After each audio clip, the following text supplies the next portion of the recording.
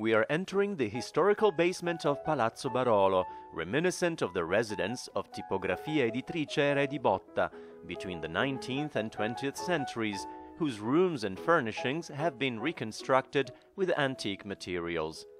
Among typographic printing presses and chests of drawers with movable characters, we find our pop-up. In the center of the ceiling, a moving installation by artists Dylan Jonas Stone and Beth Campbell is evocative of the idea of animated drawing.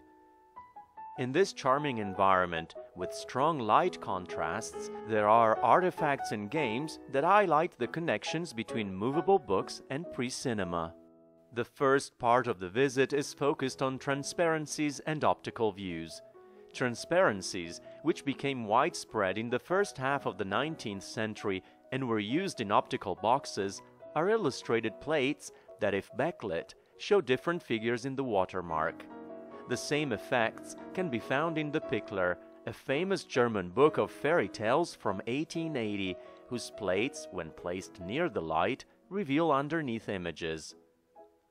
Optical views were already widespread in the 18th century and represent another example of dynamization of images, based on the presence of holes and transparent surfaces that allow the light to pass through in order to create day-night variations.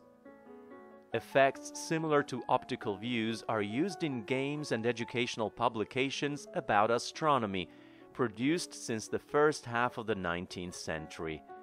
In the plates of the game Urania's Mirror, there are holes that, when illuminated, reveal the position of the stars in the constellations. Based on this concept, there were also astronomical atlases and educational games, such as Loto Astronomique of 1880, which also illustrated the figures of the zodiac.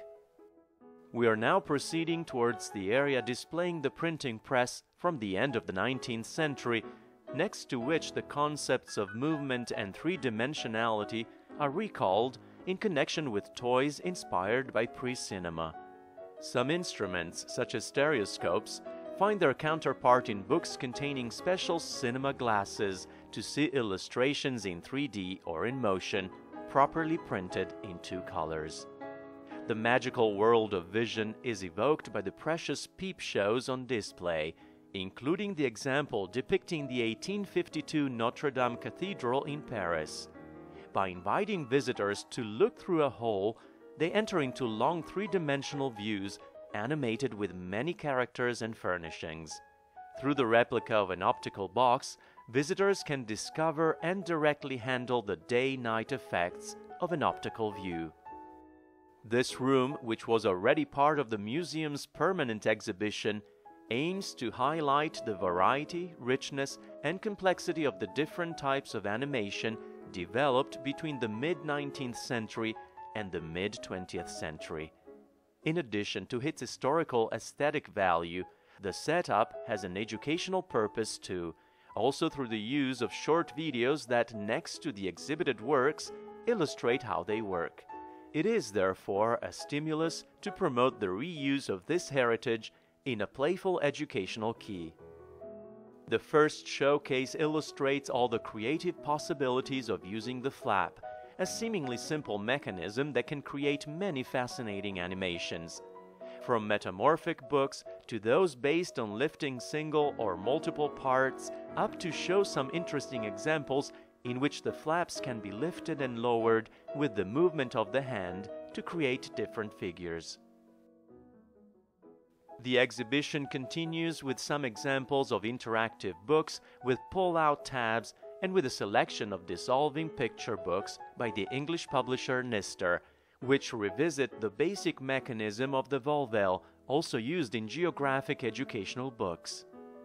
Effects reminiscent of dissolving pictures are found in animated slides for magic lanterns, and the spinning wheel mechanism is also present in some educational ludic games of the second half of the 19th century.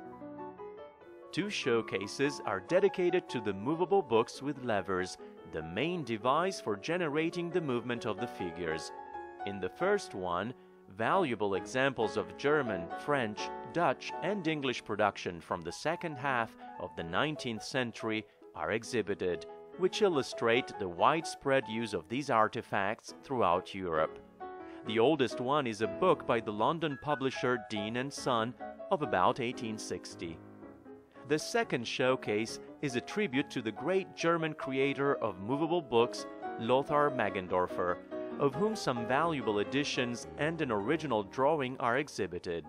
Again, this display highlights the relationship with the movable paper games and the slides for magic lanterns.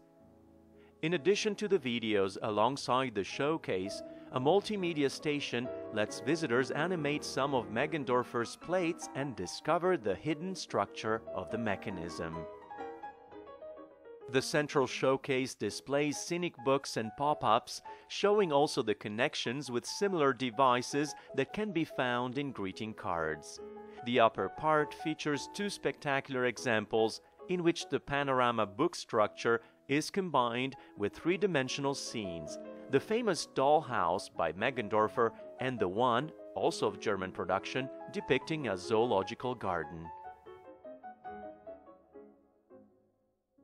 Still in the central showcase, a collection of works shows the incredible creativity with which, between the 19th and mid-20th centuries, the structure of the book was adapted to make it more interactive, by changing its shape, inserting transparent parts, adding optical illusions of movement or sound effects.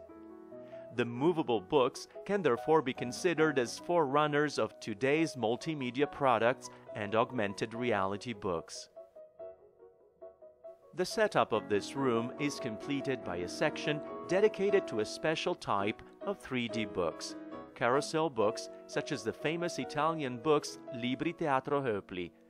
They consist of scenes tied together on a common spine and can be opened and displayed at full 360 degrees with a powerful evocative effect emphasized in the setup through special rotating display cases. One last setting connects these artifacts to a very ancient history that goes back to Martin Engelbrecht's dioramas. 6 paper theaters from the mid-18th century are on display, showing animated architectures and landscapes with an extraordinary perspective rendering.